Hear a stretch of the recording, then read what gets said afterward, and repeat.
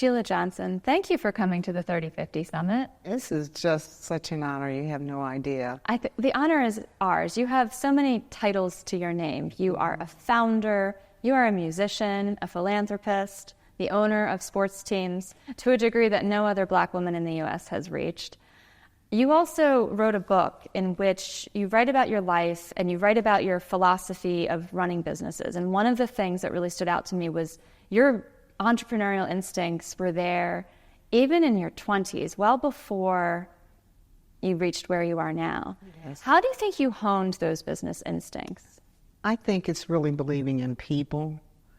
So many people, it's really funny because I was visiting with Kara Swisher, who has her book that just came out, and she was talking about how entrepreneurs start out and then suddenly they become successful, very successful, and they go from the Levi set to the cashmere set. And they just kind of lose touch with people. And I think one of the things I know, because I really do believe in people and really trying to bring people along. You know, and it's all about leadership. You can lead any company, but what kind of leader are you really going to be? Are you going to be an empathetic leader or a mentoring type leader, domineering leader? I like to be a leader that really inspires my employees. And I've mentioned this before. I could call it HARP. It's about being honest, authentic, respectful, and passionate. And to be able to clearly be able to communicate to my employees my vision of how I want to grow my company. And I have to teach them and work with them on how to buy into that. And you have to be very careful with whom you hire, because if they come in with their own agenda, you don't want to keep them. They need to buy into the vision and into the teamwork and be able to work as a team to help you build your company. And you've had experience with people who had their own agenda. Oh, yes. Early days of one company, you even caught someone stealing. Yes. So the philosophy there is you hire slowly and you fire fast. Hire slowly, fire fast. Yes. That's good advice. You've also shown the ability to have a remarkable commitment to the long-term vision, while other people might be tempted for the short term, optimizing for the short term. You write about the BET IPO and what some people, and like your co-founder, wanted to do with the company. Right. And you had a different vision. How did you manage to stick to that vision and convince others that what you wanted to do was the right path? Well, I'm not sure if I was able during that time to convince them. I just knew what I needed to do and the value system that needed to be built within the company. Some people didn't believe in it. My co-founder didn't believe in it. And it was a case where even when you're doing an IPO, because our IPO didn't last very long, there was not enough patience to really understand how to grow the company and have the patience to make it work. There are too many people that are always interested in the bottom line and how they're going to make money fast. And when you do that, the money doesn't last very long. So you've got to be very strategic on how you want to grow the company. And there were just so many mistakes that I could see that were happening, like not really identifying the ages that we really wanted to strategically hit with our programming. So our programming never could grow. And because of that, we got into the video market way too fast because MTV did not want to promote black videos at all. That was a door that opened. That was great. But let's stick to the value system. I didn't like what I was seeing on the screen. And that's when I then decided to do a show called Teen Summit to really teach young people about smart TV watching. And that's what was really important to me. You were overlooked and discounted and ignored as a co-founder of BET for so long. But then in your third act, you've come into your own as an entrepreneur. You have such a successful hotel line property. Yeah. How have you been able to overcome those days of being overlooked? I think it was a case with the help of therapy and my mother. where they reminded me that I did have what it would take to build another company. I think when you're in an abusive relationship, you have no idea how you lose sense of yourself. And I was losing sense of myself, and I didn't have the security within myself to even think about what I needed to do. I lost belief in myself. I didn't know who I was. And then slowly, once I got out of a toxic relationship, I was then able to rebuild my life. And it took time and lots of help from a good doctor, and was able to then really strategically put together a path in which I needed to start going on. Mm-hmm. And when I decided, I've had no intentions of going in the hotel business, and I knew nothing about it. But what I did know, what I had to do, if that was what I was going to do, I needed to hire the smartest people out there. And they had to be smarter than me. Mm. And I was going to learn from them. And the fine line that and I still every day work on this, the fine line is you hire smarter people, but you don't want them to overtake you and take you for granted. You know what I'm saying? I was going to ask you that. It's a tricky balance. It's a very tricky balance. And I think part of it is I had the power of finance, which they did not have. And also, I was able to communicate my vision. And they really bought into my vision. And because of that, we're probably one of the most successful luxury hotel companies out there. Mm-hmm. We're recognized by Forbes. We won this award last week. Our hotel in Middleburg is one of 13 in the world to receive 15 stars. And all of our other hotels are Forbes 4 stars. So as I told the company, I said, okay, don't sit back on your laurels. We have got to keep those 15 stars, and we've got to work on the rest of the resorts to get the 5 stars. Wow. So we are very wedded to Forbes, to the training. I've actually sat in on the training myself to understand what it takes to get the Forbes awards. And that's important. I was learning the whole time, but still able to communicate what I wanted. And I knew my design. I knew exactly what I want the hotels to look like. I picked the furniture out. I've designed linens. I do all of that, but that's all from my arts background. So all of that has built in to where my vision takes me.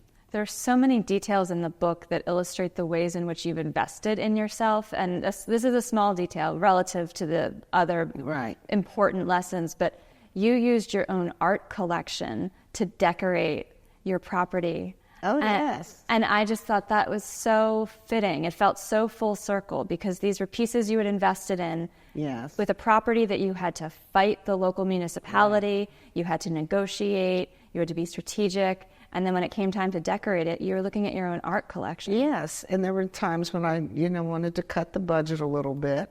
So I did all my own photography. The photography's in all of the rooms.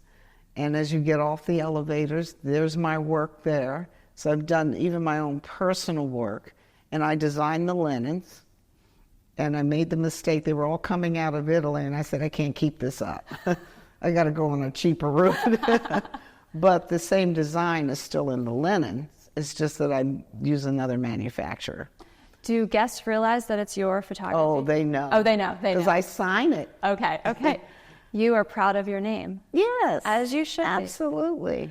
I love sports, and I've mentioned this to you multiple times, but I think the fact that you own stakes in 3 professional sports leagues in the U.S. is remarkable. Quite literally, there is no other Black woman who can say the same.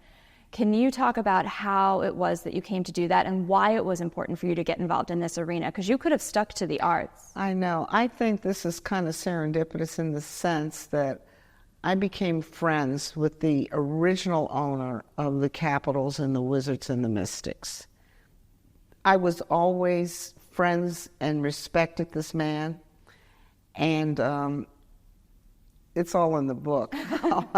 Yeah, you got an interesting call from your ex saying, don't do this to me. Don't do this to me, because he wanted to on the teams. So what had happened, he really disrespected Abe Poland. Abe Poland was very gracious. He never reacted, but he never forgot. So one day he called me and he says, I want you to be the face of the Washington Mystics. And I said, what do you mean by being the face of? He says, I'd like you to own it. I said, but the Mystics doesn't make money. And he said, but look, I'm giving you an opportunity. And I said, I'm not turning it down. Give me the financials. He says, please make up your mind soon. I then called my lawyer, and I said, I've just been offered a sports team. And he says, you should not buy a sports team. I said, if you were in that position, and if you were offered a sports team, what would you do? And he got very quiet. I said, you just answered my question.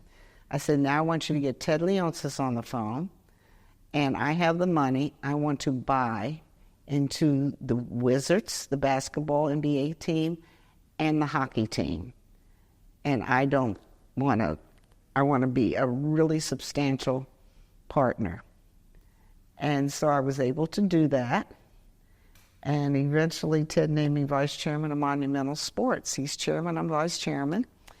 And I've been a very active partner in reaching out into the community and really helping that franchise be successful. You know, I mean, we won a Stanley Cup, and my women won the national title.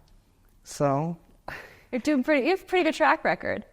Pretty good, yeah. Now we're in a rebuilding process. Whenever you win titles, it's a refresher course again. As a Philadelphia Eagles fan, I know this entirely too well. Oh, yeah. But what I wanted to come back to is a theme that I've noticed in the way that you talk about your business decisions and your personal real estate decisions is you seem unafraid to say, that's not the right value, I want this. Or yes. That can't make money, but this can, and I want that. I will speak for myself. That's something I have trouble doing. I think a lot of women can struggle with being very open about financial decisions and financial moves.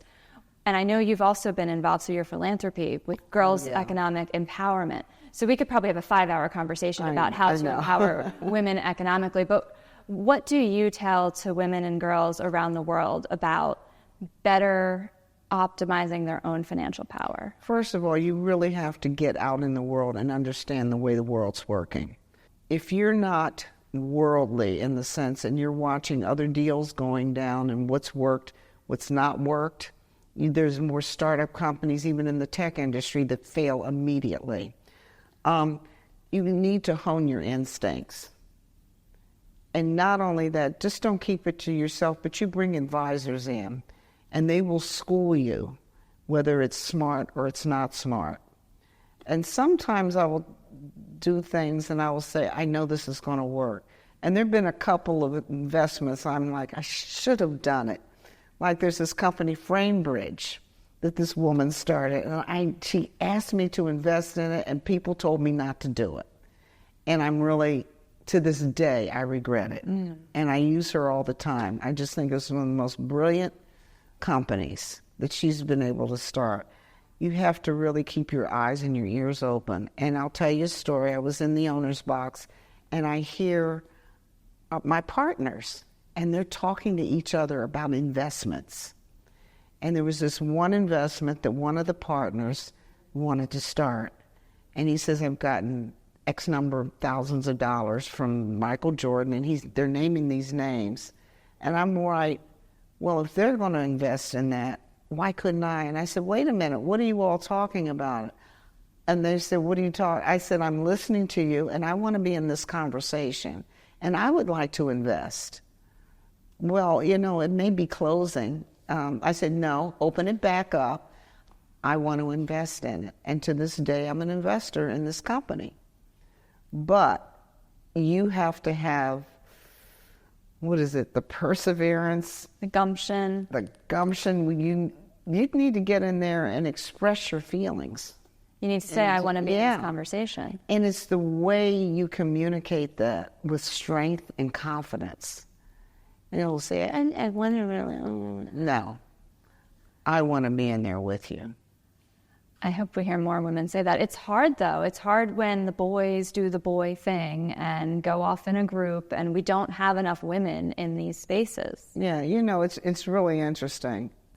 The students that I put through school, especially through the Kennedy School, when they graduated, I gave them all a set of golf clubs.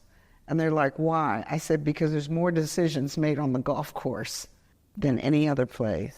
And so they've all learning to play golf, and they're going out there to play with their... It's a good life skill. Yeah. And you also own a golf course. Oh, boy, do I. I'm part of the PGA Tour. And the only Black woman to be so. Yeah. You're breaking barriers left and right. Final question, because I could ask 10 more, but given the barriers you've broken, given everything that you've done in the last 10, 15 years, what's next? If we were to talk a year from now, what would you want to tell me? I want to continue to grow my company. I want to get to 10 hotels. I'm working on a project in Detroit with Ford Motor Company that I hope that we can get. And I think it's very unusual, but I think it'll be groundbreaking. I think it'll change the face in the community of Detroit. And these are projects that I love. Like I went and run the Aspen Institute, Aspen Meadows now. And my staff said, why in the world would you want to do Aspen? I said, you look at that board. It's the most powerful board I have ever seen in my life. I want my brand to roll off their tongues. And we're going to get in there and we're going to change Aspen. That poor Aspen Meadows hadn't been touched since 1952. I am renovating the place. I was out there 3 weeks ago, and I'm telling you, it is gorgeous. I mean, we're really going to change the trajectory of Aspen Meadows. And these are projects that I love to do. I like to make change that are going to really, really get to people. And I'm just not a normal hotel person. I'm not a Hyatt or a Marriott or anything. But I like to change the complexion of what the industry really should look like. And that's what's important. Well, it needs changing. Sheila, thank you so much for sitting here and telling us about your work. You're so welcome.